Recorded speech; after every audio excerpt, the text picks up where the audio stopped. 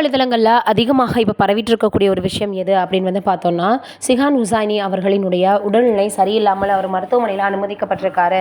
அவருக்கு இரத்த புற்றுநோய் இருக்குது, தினந்தோறும் அவருக்கு இவ்வளவு ரத்தம் வேணும் அப்படின்னு அவரே சில நேரங்களில் பேட்டிகளில் சொல்லக்கூடிய ஒரு விஷயத்தை நம்ம பார்த்து வந்துட்டுருக்கோம். இந்த சூழ்நிலையில் அவருடைய கடைசி ஆசையாக என்ன இருக்குது அப்படின்றத அவரே சொல்லியிருக்கிறாரு. இப்போ அந்த விஷயம் சமூக வலைதளங்களில் ரொம்பவே வைரலாக பரவி வந்துட்டுருக்கு. அதோடு மட்டும் இல்லாமல் ஆயிரக்கணக்கான மாணவர்களையும் ஆயிரக்கணக்கான ஆசிரியர்களையும் நான் உருவாக்கியிருக்கிறேன். இந்த சூழ்நிலையில் நான் விஜய் அவர்களிடம் சரி, தமிழக அரசிடமும் சரி, சில விஷயங்களை கோரிக்கையாக வச்சுருக்கேன். நம்மளுடைய பசங்களுக்கு பார்த்திங்கன்னா ஒரு மைதானம் இல்லாமல் இருக்குது. கிரவுண்ட் இருந்தால் நிச்சயமாக அவங்களுக்கு பயிற்சிகளை நல்லபடியாக மேற்கொள்ளலாம். நான் என்னுடைய வீடெல்லாம் விற்க போகிறேன். ஆனால் அதை நான் வேறு யாராவது கொடுத்தேன்னா நிச்சயமாக அது ஒன்றுமே இல்லாமல் தரமட்டமாக வேறு ஏதாவது பில்டிங் வந்துடும், நாசமாக போயிடும் அப்படின்ற மாதிரி ரொம்ப வருத்தத்தை தெரிவிச்சிருக்கிறாரு. அதோட எல்லாரும் என்கிட்ட நடிகர்களிடம் போய் உதவி கேளுங்கன்னு சொல்கிறாங்க. ஆனால் எனக்கு அதிலெல்லாம் விருப்பம் இல்லை. கண்டிப்பாக என்கிட்ட இருக்கிறத வச்சு நான் பார்த்துப்பேன், அதெல்லாம் எனக்கு தேவையில்லை. ஆனால் நான் பயிற்சி கொடுக்கறதுக்கு மட்டும் எனக்கு ஏதாவது ஒரு மைதானம் கிடைச்சா போதும், என்னுடைய மாணவர்களுக்காக தான் இதை நான் கேட்குறேன் அப்படின்னு இப்போ ஹுசைனி அவர்கள் சொல்லியிருக்கக்கூடிய விஷயம் சமூக வலைதளங்களில் ரொம்பவே வைரலாக பரவி வந்துட்டுருக்கு. அதோடு மட்டும் இல்லாமல் அவருடைய கடைசி ஆசையாகவும் இதை முன் வச்சிருக்கிறாரு. விஜய் அவர்களை பார்க்கணும் அப்படின்றது என்னுடைய நீண்ட நாள் ஆசை.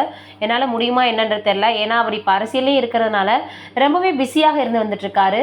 இந்த சூழ்நிலையில் எனக்கு என்னுடைய மாணவர்களுக்கு சொல்லிக் கொடுக்கறதுக்கு ஒரு இடம் கிடைச்சா போதும் அப்படின்னு பவன் கல்யாண் அவர்களிடம் கூட அவர் சில விஷயங்களை கோரிக்கையாக வச்சுருந்தாரு.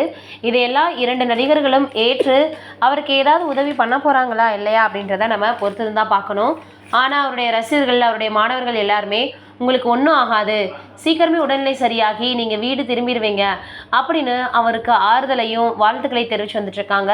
விஜய் அவர்கள் கூட பத்ரி படத்தில் அவருக்கு பயிற்சி கொடுக்கக்கூடியவராக இவர் நடிச்சிருப்பார் அப்படின்றது குறிப்பிடத்தக்கது. இந்த சூழ்நிலையில் அவர் இப்படி உருக்கமாக பேசியிருக்கிறது எல்லோருடைய மனதையுமே கலங்க வச்சிருக்கு. நம்மளுடைய சார்பாகம் சீக்கிரமே அவருடைய உடல்நிலை சரியாகி அவர் வீடு திரும்பணும் அப்படின்னு ஆறுதலை வாழ்த்துக்களை தெரிவிச்சுக்கலாம்.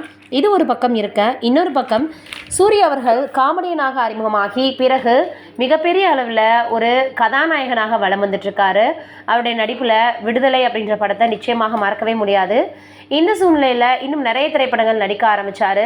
இப்போ மத யானை கூட்டத்தை இயக்கின இயக்குனர் தான் அடுத்து இவரை வச்சு ஒரு படம் இயக்க போகிறாரு அப்படின்ற டாக்ஸும் போயிட்டுருக்கு. இந்த சூழ்நிலையில் இப்போது நடிகர் சூர்யா அவர்களே தன்னுடைய அப்பாவினுடைய கதையை வச்சு ஒரு படத்தை தயாரிக்க போகிறாரு அப்படின்ற செய்திகளும் வெளியாகி இருக்குது. நாட்டுப்புற கலைஞர்களுக்கு ஏற்படக்கூடிய பிரச்சனைகள், அவங்க அதுலேருந்து எப்படி வராங்க அப்படின்னு அவங்களுக்கு முக்கியத்துவம் கொடுக்கக்கூடிய விதமாக அந்த படம் இருக்குமா. அதனால் எல்லோருமே இப்போ அந்த படத்தின் மீது எதிர்பார்ப்பு அதிகமாக வச்சுருக்கிறாங்க. என்ன நடக்க போகுது அப்படின்றதே தெரியலை, பொறுத்திருந்து பார்க்கலாம். நீங்கள் என்ன நினைக்கிறீங்க இதை பற்றின்றதை மறக்காமல் கமெண்ட்டில் சொல்லுங்கள்.